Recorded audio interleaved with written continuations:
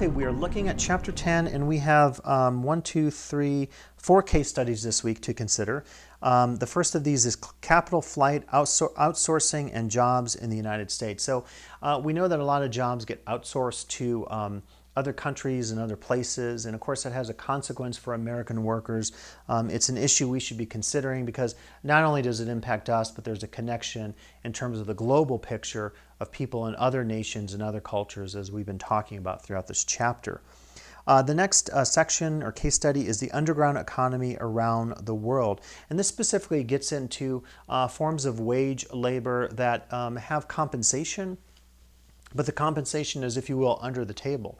You sometimes go to big cities and you see people who are maybe waiting in certain areas outside of 7-Eleven or a certain place, and presumably in some of these cases, that person is going to be picked up maybe by a truck to do a job that someone wants to do, construction project or agricultural project. And in a lot of cases, they're being paid under the table. And so there's an evading of taxation, and there's also certain issues relative to, say, immigration that has been a really hot topic in the United States over the last 15 to 20 years or so. So a lot to think about relative to the underground economy throughout the world.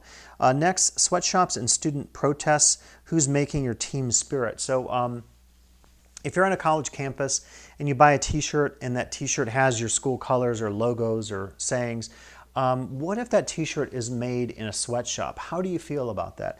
And this gets into the issue of an externality. So as a consumer, I purchase something and there are things happening external to my purchase that I'm not necessarily aware of. I've often called this invisible consumerism or invisible capitalism. In other words, I buy the shirt, but I don't look into who made this shirt. Was it made in low labor conditions, in conditions that are unsafe for the workers, and so forth? And how should we all feel about that issue?